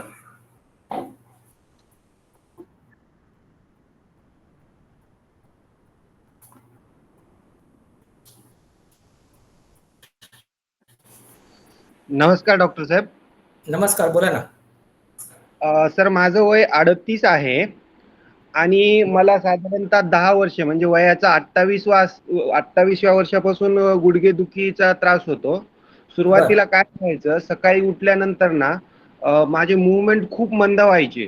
म्हणजे मला एक दीड 2 तास ना मूवमेंटच करता यायचे नाहीत आणि त्याच्यात त्यानंतर 4-6 महिन्याने मला गुडघेदुखीचा त्रास झाला आणि एवढा त्रास झाला मला टू व्हीलरवर सुद्धा बसता यायचं नाही. मग मी त्यानंतर माझी लाईफस्टाईल वगैरे चेंज केली. आज 10 वर्ष झालेत. मी व्यवस्थित आहे, पण गुडघेदुखीचा त्रास आहे तेवढाच आहे. आणि मग नंतर 3-4 वर्षाने कंबरदुखीचा त्रास झाला. परत एक दीड वर्षापूर्वी फ्रोझन शोल्डरचा त्रास झाला. मग मी लाईफस्टाईल चेंज केली, करतोय, व्यायाम करतोय, पण ते क्युअर होत नाही. हळूहळू ते वाढतच चाललंय. एकानंतर एक जुडायलेत. मी पूर्णपणे लाईफस्टाईल चेंज केली, व्यायाम करतोय, सकाळी अर्धा तास व्यायाम करतोय, थोडंसं प्राणायाम करतोय, सायंकाळी पण व्यायाम करतोय, गुडघ्याची स्ट्रेचिंग करतोय. पण हे आता कुठे जाऊन थांबेल जरासं. आणि हा संधिवात आहे का काय आहे, काय म्हणता येईल सर याला? नाही, तुमचं वय 38 म्हणलं ना तुम्ही? हा, वय 38 आहे आणि माझं वजन 75 किलो आहे, कॉन्स्टंट असते. बर. हा, नाही, वय 38 म्हणजे हे आर्थरायटिस म्हणजे प्रायमरी आर्थरायटिसची शक्यता तुमच्यामध्ये कमी असते. बर. सेकंडरी आर्थरायटिस म्हणजे आर्थरायटिस जर असेल तर सेकंडरी म्हणजे त्याला दुसरं काहीतरी कारण आहे का, संधिवात आहे का, किंवा तुम्हाला गुडघ्याला काही कुठल्याही लिगामेंट इंजुरी झाली आहे का, किंवा बेंड आहे का, पाय आधीपासून थोडस बेंड आहेत का, ते आपल्याला बघायला लागेल. संधिवाताची काही रक्त तपासणी केली नसतील तर ते आपल्याला करून घ्यावं लागेल. बर बर बर. आणि दुसरे पण दुखायलेत सर, एक वाढत चालले ना, त्याचा काय म्हणजे त्याचंही काय? नाही, त्यासाठीच जसं तुम्ही म्हणताय की तुमचे जॉईंट पेन फक्त गुडघ्याशीच नसून बाकीचे पण सांधे दुखतात, तर त्यासाठीच आपल्याला रक्तामध्ये काही संधिवात आहे का नाही आपल्याला ते तपासून बघायला लागतं.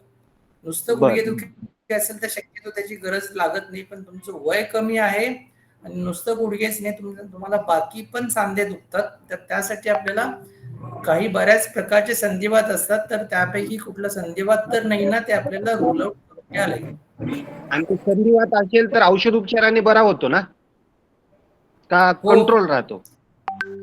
कंट्रोल राहतो. तो कुठल्या स्टेजमध्ये आहे, कुठल्या प्रकारचा आहे, त्याच्यानुसार आपल्याला त्याची ट्रीटमेंट ठरवावी लागते. आणि सरांनी शेवटी तो जो व्हिडिओ दाखवला ना, तर मी MSCVत आहे आणि टावर क्लाइम्बिंगचं काम करतो, जे उंच मनोरे असतात ना ते. मग मला Okay. त्या जे दाखवले त्याचा उपयोग होईल का टावर क्लाइम्ब करते वेळेस किंवा लिफ्ट होईल का? नाही, तुम्ही एकदा ते ट्रायल घेऊन बघायला पाहिजे. बर. म्हणजे तुमचं गुडघा तपासून ते तसं जर बेंड असेल, एकाच बाजूला लोड पडत असेल गुडघ्यामध्ये, तरच त्या ऑफलोडिंग ह्याचा फायदा होईल. जर तुमचा लोड जर इक्वली डिस्ट्रीब्यूट आताच असेल जॉईंटमध्ये, तर शक्यतो त्याची गरज पडत नाही. जर तुमचा लोड अनइक्वल असेल, म्हणजे गुडघ्यामध्ये एका बाजूला लोड जास्त पडतोय, दुसऱ्या बाजूला कमी पडतोय, असं जेव्हा होतं, तर त्याला बॅलन्स करण्यासाठी तो आपल्याला ब्रेस वापरता येईल, पण सगळ्यांना तो लागत नाही. ओके ओके, धन्यवाद सर, खूप चांगली माहिती दिलीत सर तुम्ही. धन्यवाद. Yes yes, thank you. Hello sir. Hello sir. Yes, hello sir, मी कदम शिवकुमार बोलतोय, लातूर अहमदपूरवर ना. बोला ना. माझ्या आईचं वय आहे 64 बर आणि माझ्या आईला म्हणजे पार्किन्सन्स आजार आहे असं डॉक्टर डिडक्ट करतात बाबा. बर त्याच्यामुळं काय झालंय, ह्या काल परवा म्हणजे 3 किलोमीटर चालणं होतं माझ्या आईचं, बर पण काल परवाच्या कंटिन्यू 15 दिवस पाऊस असल्या कारणानं व्यायाम झाला नाही.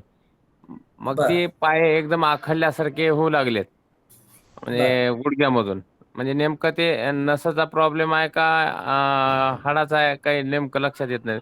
पण हाडा गुडघ्यामध्ये दुखतंय आणि खोब्यामध्ये दुखतंय असं आईचं म्हणणं आहे. बर. म्हणजे आपण काय करू शकतो त्याच्यावरती? अर्थोला भेटू शकतो का नस तज्ञाला भेटू शकतो? नाही, किती दिवसापासूनच आहे दुखणं? दुखणं असं ह्या महिन्यातच जास्त होऊ लागलं, 1 महिना झाला सर. वय 65 ना? 64. 64. एकाच पायाला गुडघ्याचं आहे का दोन्ही गुडघ्याचं आहे? एका पायाला जास्त होऊ लागले सर. बर, म्हणजे चालताना दुखतंय का खाली बसून उठताना पण दुखतंय? नाही, खाली बसून उठताच म्हणजे पायावरती उभंच राहता येईना गेले, धरावं लागाले. पायावरती उभंच राहतात म्हणजे दुखतंय म्हणून उभं राहता येत नाहीये का ताकद नाही म्हणून उभं राहता येत नाही? दुखतंय म्हणून बी आणि ताकद बी नाही असं दोन्ही नाही, म्हणणं तुम्ही जे येते. म्हणताय ना पार्किन्सोनिझम आहे, तर एकदा ताकद जर कमी असेल तर काही लोकांना ते स्टेबल राहत नाहीत. पण जर दुखतंय म्हणून जर उभा राहता येत नसेल, तर आपल्याला उभा राहून एक्सरे काढायला लागतो गुडघ्याचा. दुखत असेल, स्टँडिंग उभं राहताना दुखत असेल गुडघ्यात, तर आपल्याला स्टँडिंग एक्सरे हवायला लागतो. 60-65 असेल तर आपल्याला गुडघ्याचा उभा राहून एक्सरे काढून आपल्याला त्याचं निदान करून त्या स्टेजनुसार त्यांची ट्रीटमेंट करायला येईल. बरं सर, इथं MBBS अर्थोला भेटावं लागेल का MS अर्थोला भेटावं लागेल सर? कुठल्याही ऑर्थोपेडिक सर्जनला भेटलं तरी चालेल. चालते सर, म्हणजे धन्यवाद दाखवून सर. एक्सरे काढून घेऊ का? हॅलो हॅलो, हा सर. अर्थोला भेटू ना? ऑर्थोपेडिक सर्जन्सला भेटा. ओके सर, भेटतो. मंगेश सवालकर, तुमचा प्रश्न विचारा.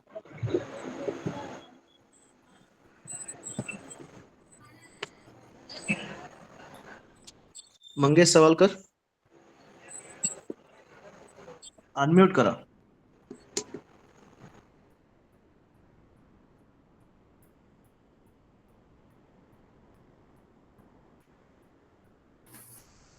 ज्योती सावंत.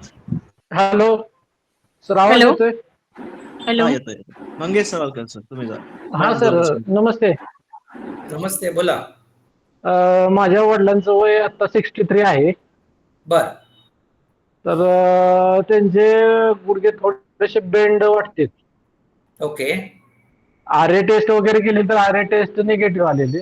बर तर त्यांचं उठताना पाय दुखतेत आणि उभं राहिलं की ज्या गुडघ्याच्या पाठीमागच्या वेन्स आहेत बर त्या दुखतेत.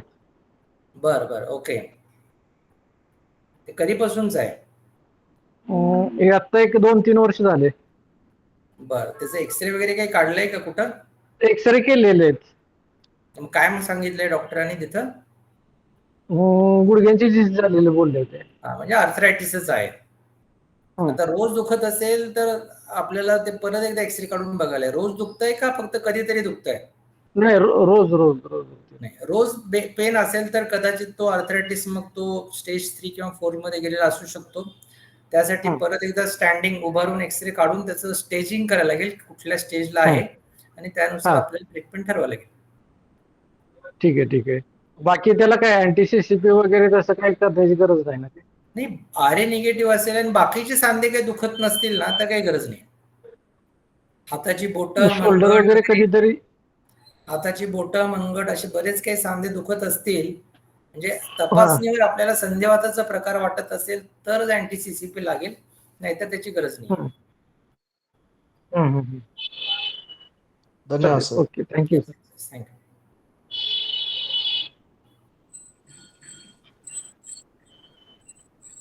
ज्योती सावंत मॅम. वेळेचा भान ठेवून थोडा फटाफट प्रश्न विचारा आपले, ताकी सगळ्यांना. Hello, good evening sir. Good evening. Sir माझं वय 37 आहे. गेल्या एक वर्षापासून उठता बसता गुडघ्यामधून दोन्ही गुडघ्यामधून आवाज येतो. बर. आणि मागच्या 1 वर्षापासून एकाच गुडघ्यामध्ये दुखतं आणि थोडी सूज येते. ओके.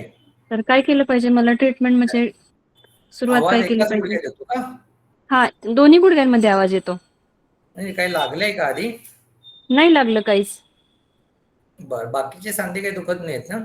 नाही, बाकीचे सांधे काही दुखत नाहीत. आणखी एक विचारायचं होतं की मी माझ्या जेवणामध्ये वगैरे काही पथ्य पाळले पाहिजेत का किंवा काही एक्स्ट्रा खाणं वगैरे काही चालू केलं पाहिजे का? नाही, तुमचं वेट किती आहे? माझं वेट 64 kg आहे. नाही, ठीक आहे. मग तसं काही एवढं हां. पथ्य करायची गरज नाही आहे. पण हां. आवाज येत असेल तर त्याची फक्त आवाज असेल तर त्याची काही काळजी करण्याची गरज नाही, हे कॉमन असतं. पण आवाज येताना जर पेन होत असेल, दुखत असेल किंवा गुडघा लॉक होत असेल तर मग आपल्याला काही तपासण्या करून बघायला लागतं. बरं. आणि आवाज हा गेल्या 1 वर्षापासून अचानक यायला लागला खूप जास्त. असा आपण एखादा दरवाजा वगैरे उघडताना दरवाजाचा कसा आवाज येतो तेवढा मोठा आवाज येतो दोन्ही गुडघ्यातून. बरं, नाही, नॉर्मली आपल्या जॉईंटमध्ये थोडं फ्लुइड असतं, सायनोव्हेल फ्लुइड म्हणतो तसं फ्लुइड असतं. ते फ्लुइड थोड्या प्रमाणात कमी झालं तरी तसा आवाज येतो. पण ओके. त्याच्यात घाबरण्यासारखं काही नसतं. पण त्याचा त्रास होत असेल आवाज येऊन तर आपल्याला इन्व्हेस्टिगेट करून बघायला लागेल. ओके. येस. Thank you sir. धन्यवाद सर. धन्यवाद मॅम.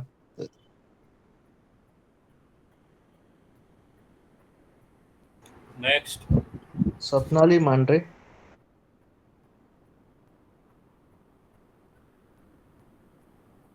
हॅलो. नमस्कार सर. नमस्कार. मी एकदा तुमच्याकडे आले होते. आता जे मॅडमनी सांगितलं तसा सेम प्रॉब्लेम माझा आहे. गुडघ्यातून कटकट आवाज येतो आणि गुडघा दुखतोय. आणि आता कसं होतंय ना, थोडंसं स्टँडिंग काम असल्यामुळे जास्त दुखतोय. ओके. आणि आता जे आपल्या अँकलचे जॉईंट आहे तिथे पण सेम कटकट आवाज असा यायला लागलाय आणि सूज वाटतेय खूप गुडघ्याला आता. माझं एज 37 आहे आणि वजन 62 आहे. बरं, नाही, सूज सगळ्या जॉईंट्स नाही का फक्त गुडघ्यालाच आहे? गुडघ्याला सूज आहे, पण कटकट आवाज गुडघ्यातून पण येतोय आणि अँकल जॉईंटला पण येतोय. नाही, मी त्यांना सांगितल्याप्रमाणे कटकट आवाज जर पेन नसेल तर त्याला एवढं सिग्निफिकन्स नाही आहे. जर तुम्हाला आधी कधी मार लागलेला नाही आहे आणि आता पेन पण सिग्निफिकंट नसेल तर ते कटकट आवाज बऱ्यापैकी नॉर्मल असू शकतो. जस्ट गुडघ्यातलं थोडंसं पाणी कमी झाल्यामुळे पण तसा आवाज येतो. पण जर सूज असेल कुठं, म्हणजे एकाच सांध्याला किंवा बऱ्याच सांध्याला सूज वगैरे आली असेल तर फिवर असेल किंवा त्याला इन्फेक्शन किंवा इन्फ्लेमेशन किंवा ट्रॉमा, म्हणजे काही मार लागला असेल तर सूज येते, काही इन्फेक्शन असेल तिथं तर सूज होते किंवा काही संधिवाताचा प्रकार असेल तर सूज येते. तर हे बरेच कारणं असतात की जिथं आपल्याला एखादा जॉईंट सुजतो. तर ते अनालिसिस करून बघायला लागेल की तुमच्या बाबतीत नक्की काय त्रास आहे, त्याच्यानुसार आपल्याला ठरवावं लागेल. ऍक्च्युली एक्सरे काढला होता तुमच्या इथे, पण काय आहे ना, तिथे तुम्ही म्हटलं होतं थोडंसं टिश्यूज हे झाले, म्हणजे आता काय म्हणता येईल त्याला, कार्टिलेज आहे ना तिथे थोडंसं वाटतंय असं म्हटले होते तुम्ही, तर ते रिपेअर होईल असं म्हटले. पण काही अजूनही स्टेज मध्ये असेल तर त्याला कॉन्ट्राप्रोटेक्टिव्ह ड्रग्स काय आपण चालू करतो. पण तशी गरज पडली तर असते. परत एकदा रिअसेस करून आपल्याला बघायला लागेल. Okay okay. मग आता म्हणजे कॅल्शियमचं काही सोर्स चालू करू का, की जेणेकरून कॅल्शियम शक्यतो ह्या वयात मस्ट नसतं काय, अनलेस अंटील तुमचे सिम्पटम्स त्याच्याशी कोरिलेट होत असतात. म्हणजे आवाज जो म्हणजे येतोय तो नॉर्मली कॅल्शियम 50 वर्षाच्या डिफिशियन्सी नाही वरच्या का? स्त्रियांना आम्ही कंपल्सरी नाही असं म्हणता नाही येणार की कॅल्शियम डेफिशियन्सीमुळे आवाज येतो. त्याचे बरेच बाकीचे कारण असतात. कॅल्शियमची अशी requirement usually below 50 years rarely लागते. म्हणजे तुमचं बरेच बोन्स वीक असतील, फ्रिक्वेंटली फ्रॅक्चर्स होत असतील किंवा बोन पेन्स असतील तुम्हाला, तरच कॅल्शियमची गरज शक्यतो लागते. ते तुमचे डॉक्टर्स असतील तर त्यांना कन्सल्ट करून गरज पडली तरच असते यावेळेस. पण अबाव 50-60 इयर्स तुम्हाला मग बऱ्यापैकी सगळ्याच स्त्रियांना कॅल्शियमची गरज पडते, पण ह्या एजला नाही पडत.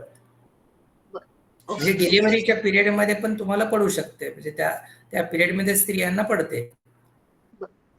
मग आता धन्यवाद सर सर. जे मेडिसिन चालू आहेत तेच चालू ठेवू का, जे म्हणजे हाय जॉईंट म्हणून आहे ते तुम्ही दिलेलं होतं? नाही, तेच कंटिन्यू. ते 3 महिन्याचा कोर्स आहे, तो कम्प्लीट करून मग कमी नसेल तर आपल्याला रिअसेस करायला. ओके ओके, चालेल चालेल, ठीक, धन्यवाद सर. सर नमस्कार सर. नमस्कार, सर मी तुळजापूरहून बोलतोय. बोला. माझा ऍक्सिडेंट झाला होता, मग लिगामेंटचं ऑपरेशन केलं होतं गुडघ्याचं. बर. त्याच्यानंतर एक साधारणपणे वर्षभरानंतर मला गुडघ्यातनं असं उठताना बसताना आवाज येतोय, असा कट कट कट, म्हणजे कंटिन्यू आवाज येतो. जेव्हा उठताना बसताना गुडघ्याची जेव्हा मुवमेंट होती अबाव 50 डिग्रीच्या पुढं, ओके. आवाज येतो. आणि वॉकिंग करताना काय त्रास होत नाही, ना चालताना काय होत नाही, उभारल्यावर काय त्रास होत नाही. तुम्ही लागलंय म्हणताय ना, मग ऍक्सिडेंट झालाय? हो, ऍक्सिडेंट झालं. मला ती गुडघ्याचं ऑपरेशन करून ती पट्टी घातलेली आहे आतमध्ये. बर. हा, जर हवा असेल तर मी एक्सरे आता तुम्हाला पाठवू का, गेल्या माझा जो आहे तो. ओके. नाही, त्याचं काही MRI वगैरे केला होता का ऍक्सिडेंटच्या वेळेस? हा, MRI केला होता. लिगामेंट फक्त बाजूला सरकले होते म्हणले, कारण 4 व्हीलरला धडकलं होतं 2 व्हीलर वालं मी. मला मार लागला असेल, गुडघ्यात कटकट आवाज येत असेल तर ते कदाचित मेनिस्कल इंजुरी किंवा बाकी काही लिगामेंट इंजुरी आहे का नाही ते बघायला लागतं. ज्यांना मार लागला नाहीये त्यांना काही MRI ची गरज नाही आहे, पण मार लागला असेल आणि गुडघ्याचा त्रास असेल किंवा आवाज येत असेल मार लागलेल्या पेशंट्सना, तर आपल्याला ते MRI बघायला लागतं की नक्की कुठल्या गादीला किंवा मेनिस्कसला आधीचं काही ऍक्सिडेंटच्या वेळेस इंजुरी आहे का नाही ते आपल्याला बघायला लागतं. तर आपलं रविवारी चालू असते का क्लिनिक? नाही नाही का? इतर वेळेस किती ते किती असतं सर? 12 ते 6 पर्यंत. सर क्लिनिक बद्दलचे सगळे डिटेल्स तुम्हाला व्हॉट्सअप मध्ये शेअर करून देऊ सर. ठीक आहे सर, मी तुम्हाला हे करतो सर, कॉन्टॅक्ट करतो, कारण माझी ड्युटी असते म्हणून म्हणलं रविवारी सुट्टी असेल तर झालं असतं सर, सोपं झालं. धन्यवाद सर. या Sanjivani Dhumale. Hello sir. Hello sir. हा, मी बोला. संजीवनी धुमाळे बोलतीये. बोला ना. माझा उजवा गुडघा आहे ना, तो खूप दुखतोय आणि सूज आहे. उठता बसता कटकट आवाज येतोय आणि त्याचा MR काढलाय मी. तर सरांना दाखवल्यावर सर बोलले की ते वरचं एक आवरण असतं ना गुडघ्याच्या, येस. तो डिस्ट्रॉय झालाय आणि 4थ्या स्टेजवरती आहे म्हणून सांगितलंय त्यांनी. एज काय तुमचं? माझं एज 38 आहे. आणि काय लागलंय का? ऍक्च्युली वॉटर पार्क मध्ये मी कमरेवरती पडली होती. ओके. माकड हाडला थोडासा मार लागला होता मला. मग MRI केलाय का? आता गुडघ्याचा त्रास आहे म्हणता ना तुम्ही? हो, मग ते त्याच्यानंतरच मला गुडघ्याचा त्रास सुरू झाला पडल्यानंतर. त्याच्या अगोदर कधी मला गुडघ्याचा त्रास होत नव्हता. मग खूपच पेन व्हायला लागल्यावरती मग MR काढायला सांगितलं सरांनी. मग MR काढला तर मग त्यांनी सांगितलं की असं असं जे व्हाईट कलरचं आवरण असतं ना, तो पूर्ण डिस्ट्रॉय झालंय म्हणून सांगितलं त्यांनी. कार्टिलेज डिस्ट्रॉय झाले म्हणले का ते? हा. ओके. नाही, तुम्ही जे कार्टिलेज डिस्ट्रॉय झालं म्हणतात ते एकदा आपल्याला स्टँडिंग एक्सरे काही काढलाय का मग? नाही, एक्सरे स्टँडिंग नाही काढलेला आहे. आणि चालताना दुखतंय का? चालताना म्हणजे सीड्या उतरताना वगैरे दुखतं आणि मधनच चालताना ब्लॉक होतोय पाय. हा, लॉक होतो म्हणजे ते मेनिस्कल इंजुरी असणार आहे. आणि तुमचं स्टेज 4 जे म्हणतात म्हणजे कार्टिलेज डॅमेज असायची शक्यता कमी वाटते. स्टेज 4 कार्टिलेज डॅमेज असेल तर तुम्हाला चालताना पण दुखलं असतं. मला फक्त पायऱ्या चढताना उतरताना दुखतंय, राईट? हो. हा, मग ते तुम्हाला आयदर ते लिगामेंट इंजुरी किंवा मेनिस्कल इंजुरी असायची शक्यता आहे ऍक्सिडेंटच्या वेळेसची. तर त्याला आपल्याला अनालाइज करायला लागेल की कुठल्या प्रकारची इंजुरी आहे. सर मग मी तुम्हाला येऊन भेटू शकते का? हो, चालेल, नो प्रॉब्लेम. ओके, ठीक आहे. Thank you sir. Yes, welcome. Thank you madam. Dattatray Phulari sir.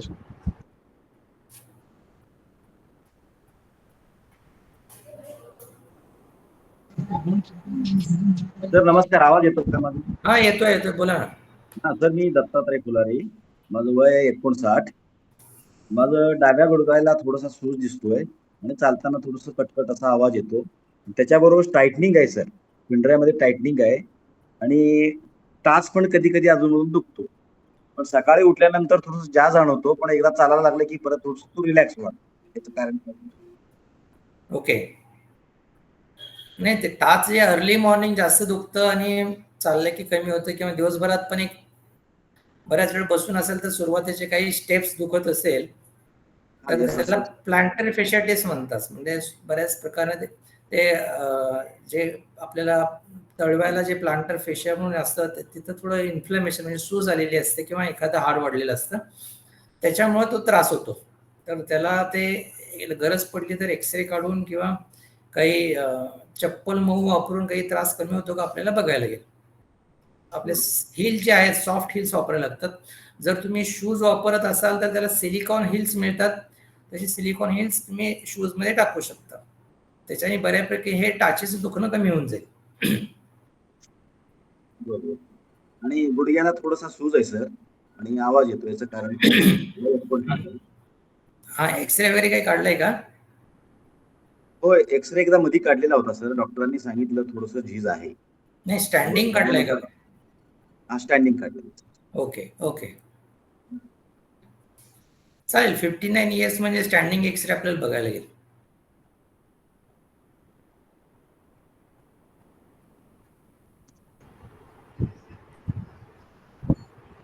Next Madhuri मंत्री. सर नमस्ते. माझ्या वडिलांचं नी ऑपरेशन डॉक्टरांनी सजेस्ट केलेलं आहे, पण त्यांचं केरेटिन 3.7 आहे. ओके. तर is it recommended to do operation? नाही, तुमच्या नेफ्रोलॉजिस्टशी डिस्कस करूनच प्लॅन करायला लागेल. अच्छा. म्हणजे तुमचे काय पेन किलर्स बरेच वर्ष घेतलेत का? हा, मग ते पेन किलर घेतल्याचा साईड इफेक्ट बऱ्याच वेळा असू शकतो की त्यांच्या किडनीवर लोड येऊन नंतर किडनी फेल्युअर होतात. पण ऑपरेशनसाठी फिटनेस म्हणजे हे ऑपरेशन पेशंटला म्हणजे फिटनेस आहे का ऑपरेशनसाठी हे बऱ्याच गोष्टीवर डिपेंड असतं. म्हणजे त्यांचं आता हे तुमचं किडनीचा पण प्रॉब्लेम असल्यामुळे नेफ्रोलॉजिस्ट, कार्डिओलॉजिस्ट, अनेस्थेटिस्ट ही सगळी टीम मिळून डिसाईड करेल की पेशंटचं ऑपरेशन जर करायचं असेल तर तो फिट आहे का, असेल तर काय आपल्याला प्रिकॉशन्स घ्यायला लागतील. ऍक्च्युली ही 73 इयर्स आणि त्यांना एक 25 वर्ष झाले त्यांना शुगर आहे, शुगर पेशंट आहेत ते. हो. नाही, डायलिसिस काय चालू आहे का? डायलिसिस काही चालू नाहीये. मग नाही, तुमच्या युजली डायलिसिस चालू नसेल तर ऑपरेट करता यायला पाहिजे, but it has to be decided after consultation. तुमच्या नेफ्रोलॉजिस्टची कन्सल्ट करूनच पुढचं आपल्याला प्लॅन करायला लागेल. ओके, ठीक आहे. थँक्यू.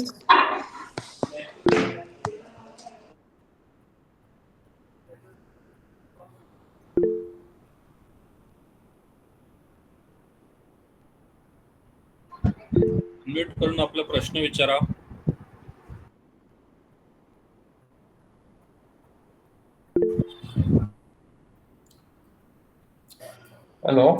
हॅलो सर, परत एक प्रश्न होता, विचारू शकतो का? हो, विचारा की.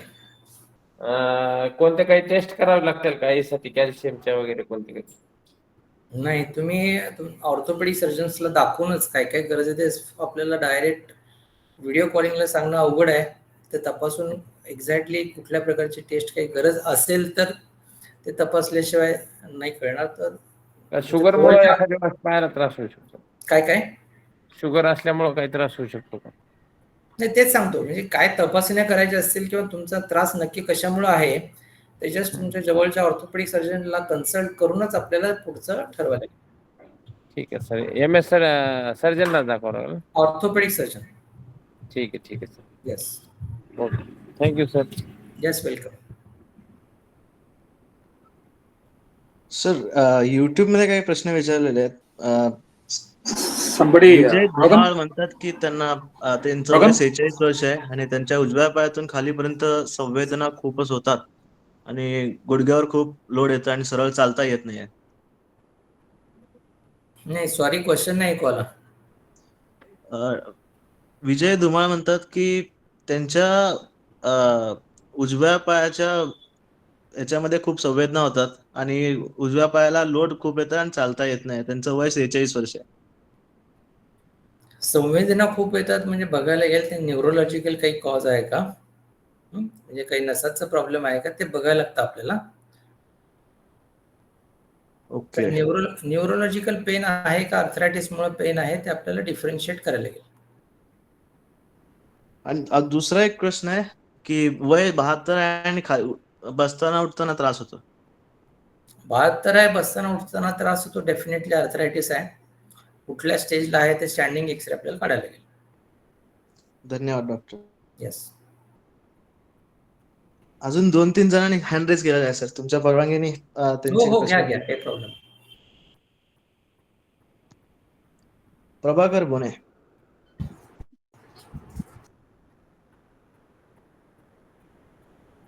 अनु Krishna Kadam. Hello sir. Hello. हा, नमस्ते सर. हा, नमस्ते. मी गेल्या 2 वर्षापासून माझे दोन्ही गुडघे दुखीमुळे त्रस्त आहे. आणि माझं गुडघेदुखीचा त्रास जो आहे तो अशा पद्धतीनं स्टार्ट झाला की सुरुवातीला माझा एक डावा पाय लॉक झाला एकदम. त्याच्यानंतर त्याच्यावरती 2-3 दिवस सूज आली आणि मग चालता वगैरे येत नव्हतं. तेव्हा मग मी एक्सरे काढला जवळच्याच म्हणजे डॉक्टरांकडे जाऊन. तर त्या आर्थोचेच होते ते. तर त्यांनी सजेस्ट केलं की म्हणजे त्याच्या आधी मी एक वेळेस गाडीवरनं पडलेली होते, एक वेळेस बॅडमिंटन खेळताना पडलेली होते. त्याच्या आधी थोडंसं त्या गुडघ्याने मला सिग्नल दिलेला होता की थोडंसं दुखतंय वगैरे असं. मग मी 10 दिवस त्यांनी सांगितल्याप्रमाणे रेस्ट केलं आणि नंतर मी पुन्हा 2-3 दिवसानंतर परत सुरळीत कामाला चालू केलं माझ्या.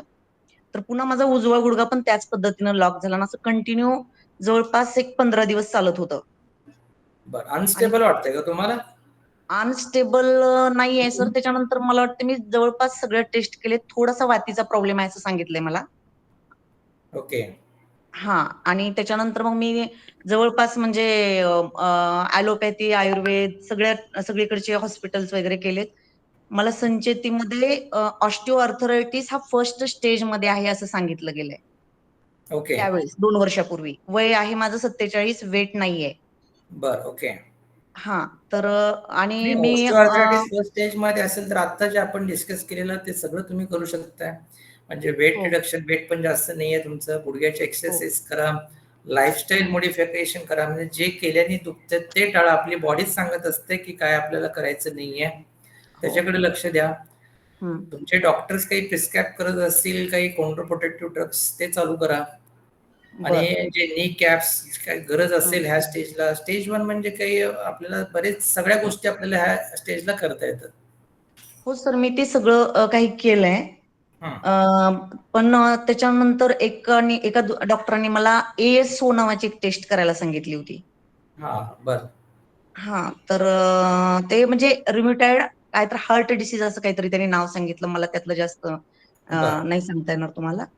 तर त्या पद्धतीने ते म्हणतात की हे ब्लड मध्येच कुठून तरी म्हणजे तो टाईप आलेला आहे आणि त्याच्यामुळे तुम्हाला ते होतं. तुमच्या कार्डिओलॉजिस्टला पण एकदा कन्सल्ट करा. म्हणजे रोमॅटिक फिवर जे म्हणतात ना, तसं जर कोणाला शंका आली असेल तुमच्या डॉक्टरांना तर ते त्यांना तुमच्या कार्डिओलॉजिस्टशी पण डिस्कस एकदा करा, फिजिशियनशी करा. हो सर. आणि काही डॉक्टरांनी मला हे पण सजेस्ट केलं की तुम्ही म्हणजे सर्जरी करून घ्या, कारण MRI मध्ये मेनिस्कस टियर आलेला आहे. त्याच्यामुळं ते म्हणतायत की तुम्ही ऑपरेशन करायला पाहिजे, जेणेकरून तुम्ही व्यवस्थित व्हाल. पण सध्या आम्ही ऑपरेशन करणार होतो, पण ते टाळलंय आम्ही सध्यासाठी तरी. बरं. हा, तर काय करायला पाहिजे सर? सध्या मी कुठलीही मेडिसिन घेत ज्या नाहीये. ऑर्थोपेडिक सर्जननी तुम्हाला तपासून MRI बघून ऍडवाइस केलं, त्यांनी मग ते सगळं अनालाइज करूनच केलं असणार. तर त्यांच्या मताप्रमाणे जायला पाहिजे असं माझं मत आहे. पेशंटला बघता MRI न बघता इथून मी सांगणं हे बरोबर होणार नाही. हो सर, मी एक वेळेस नक्की तुमच्या हॉस्पिटलला भेट देईन, रिपोर्ट वगैरे घेऊन. Right, okay. धन्यवाद मॅडम. धन्यवाद सर. प्रभाकर बोने. कृष्णा कदम.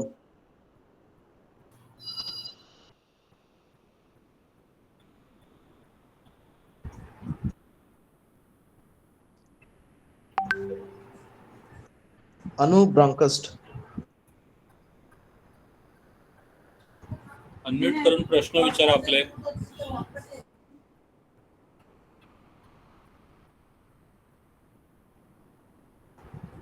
कल्पना मॅम विचारा. अनम्यूट करा, तुम्ही म्यूट आहे. मॅडम अनम्यूट करा. हॅलो. हॅलो. आवाज येतो सर माझा? कमी येतोय. बोला. हॅलो, आता येतो का? हा बोला, ऐकू येतं. Good evening sir. मी अनिता. ॲक्च्युली माझी बहीण आहे, वय तिचं 50 वर्ष आहे. प्रॉब्लेम असा आहे की गेले 6 महिने जवळपास त्यांना राईट नीला त्रास होत होता. राईट नीचा त्रास असा होता की रात्री झोपल्या सुरुवात अशी झाली की ॲक्च्युली त्यांना हायपोथायरॉइडिझम आहे. टॅबलेट चालू आहे, 75 मिलीग्रॅमची थायरॉइड चालू. थोडंसं स्वेलिंग पहिल्यांदा जाणवत होतं पायावरती, दोन्ही पायावरती. आणि त्याच्यानंतर हळूहळू पेन चालू झालं. म्हणजे अँकलपासून ते थाईपर्यंत, नीज, थाय आणि मसल्स हे सगळंच त्यांना जाणवत होतं. आणि असं एक आतून असं गरम किंवा पायाला फीटला बर्निंग वगैरे अशा पद्धतीचं तिथे कंप्लेंट्स होत्या. मग त्या दरम्यान डॉक्टरांना दाखवलं वगैरे होतं. पेन किलर आणि बाकीच्या गोष्टी दिल्या होत्या. शुगर वगैरे त्यावेळी चेक केली होती, पण नॉर्मल होतं. आता काय होतं की या 3-4 महिन्यामध्ये ते पेन वाढलं, म्हणजे खाली बसलं तर उठायला खूप त्रास होतो. आणि दुसरी गोष्ट असं होतं की सकाळी उठल्यानंतर मगाशी एकाचं क्वेश्चन होतं त्या पद्धतीने, सकाळी उठल्यानंतर किंवा रेस्टिंग पिरियडला काही वाटत नाही आहे, पण उठल्यानंतर थोड्या वेळासाठी काही सेकंड किंवा मिनिट्स व्यवस्थित चालू शकत नाही. म्हणजे चालू शकत नाही इन द सेन्स असं की चालतात पण नॉर्मल नाही चालता येत. हेवीनेस असतो, पेन असतं पायांमध्ये अँकलपासून वरपर्यंत. मसल्समध्ये आहे का हे कळत नाही प्रॉपर. आणि रात्री झोपल्यानंतर दोन्ही पाय ज्यावेळेस एकमेकांवर येतात नीज लॅटरल पोझिशनला, त्यावेळेस असं होतं की तो बर्न होतो, तो पार्ट जो टच होतो ना एकमेकांना, तो राईटचा जास्त बर्निंग तिथे जास्त जाणवतं असं तिचं पण. ओके. एज किती आहे त्यांचं? 50 एज आहे आणि 5.4, 5.5 हाईट आहे. वेट नियर अबाउट 60-62 वगैरे असं आहे. आणि किती वर्षापासून आहे त्रास? रिसेंटली सर, म्हणजे नाही म्हटलं तर ह्या 1 इयरमध्येच थोडी थोडी सुरुवात होती, पण या 6 महिन्यात जास्त जाणवतंय. आणि ऑर्थोपेडिशियनला दाखवलं त्यांनी मध्ये, आय थिंक लास्ट मंथमध्ये. तर त्यावेळेस त्यांनी एक्सरे केला, RA टेस्ट आणि बाकीचं काहीतरी टेस्ट सांगितलं होतं, त्या नॉर्मल आल्या. RA टेस्ट आणि शुगर हे बॉर्डर लाईनला आहे त्यांचं. RA टेस्ट बॉर्डर लाईन आहे का? बॉर्डर लाईन आहे आणि शुगर पण RA टेस्ट मध्ये 2 प्रकार असतात, एक क्वांटिटेटिव्ह आणि क्वालिटेटिव्ह. कुठल्या प्रकारची केली आहे? क्वांटिटेटिव्ह केली. बरं. बॉर्डर लाईन RA टेस्ट जर असेल ना, तुम्ही ते अँटी-CCP करून घ्यायला पाहिजे. हा, म्हणजे बॉर्डर लाईन RA म्हणजे संधिवात आहेच का नाही हे कन्फर्म, त्याच्यावर ट्रीटमेंट करणं डिफिकल्ट जातं बऱ्याच वेळा. क्लिनिकली कोरिलेट म्हणजे पेशंटचे कंप्लेंट्स आणि RA जर कोरिलेट होत असेल तर इमिजिएटली ट्रीटमेंट चालू करता येते. पण पेशंटचे कंप्लेंट्स हे RAशी मॅच होत नसतील तर आपल्याला एक अँटी-CCP म्हणून वेगळी टेस्ट असते, जे सुरुवातीच्या काळात किंवा अर्ली स्टेजमध्ये आपल्याला RA पिक करता येईल तर तशी टेस्ट तुम्ही करून घ्या. तुमच्या Blood test डॉक्टरांना सांगतो. कन्सल्ट करून त्यांच्या सल्ल्यानुसार ते टेस्ट केलेली बरी राहील. आणि आता सध्या म्हणजे काही एक्सरसाइजेस करणं किंवा डाएटमध्ये काही चेंजेस करणं काही गरजेचं आहे का? कारण आता डॉक्टरांनी टॅबलेट्स जे दिले होते 15 डेजच्या काहीतरी फॉर्टीमॅक्स म्हणून एक होती. ओके. नाही, तुम्ही अँटी-CCP करून घ्या.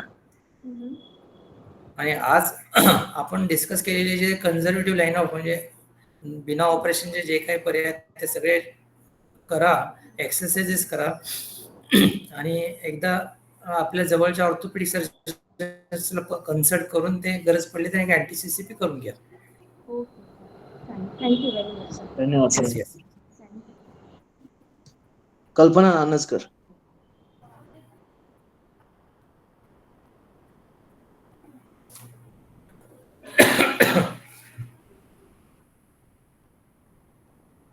कल्पना नानसकर, प्रभाकर बोने.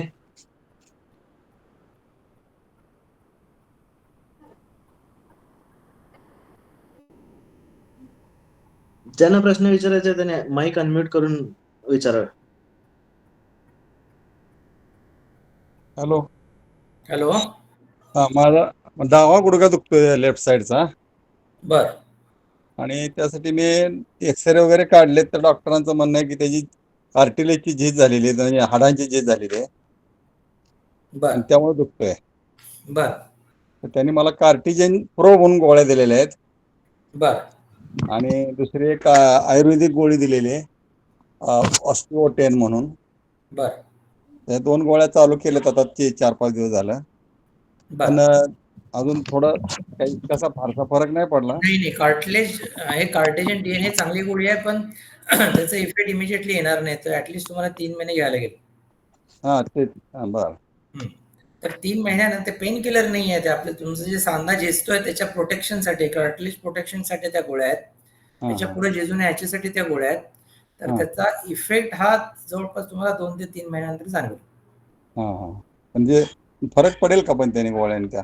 ते कुठल्या स्टेजला आहे त्याच्यावर आहे. तुमचं स्टेज 1-2 असेल आर्थरायटिस, आज आपण डिस्कस केल्याप्रमाणे डेफिनेटली फरक पडेल. तुमचा ऍडव्हान्स स्टेजमध्ये असेल, 3-4 मध्ये असेल तर टेम्पररी कमी होईल. नाही, फर्स्ट सेकंड मध्येच आहे अजून. काय आता 5-6 महिने जरा दुखतंय, जास्त मग नाही. काही प्रॉब्लेम नाहीये. तुम्ही हे 3 महिने गोळ्या कंटिन्यू ठेवा. बरं, थँक्यू. Yes, yes. सो धन्यवाद डॉक्टर. आणि आजच्या वेबिनार मध्ये सहभागी झालेल्या सगळ्यांना सहभागी झाल्याबद्दल सर्वांचे मनपूर्वक आभार. आणि मी डॉक्टर श्रीनिवास एमोल यांनी दिलेले ज्ञान आणि मार्गदर्शन नक्कीच आपल्याला आपल्या ऑस्टिओआर्थरायटिस आणि गुडघेदुखीपासून सुधारण्यासाठी मदत करेल. आणि सगळ्यांना स्वातंत्र्य दिनानिमित्त पुन्हा एकदा शुभेच्छा. आनंदी आणि निरोगी राहा. जय Hind. Thank you. Thank you, doctor. Thank you all. Thank you very much, doctor.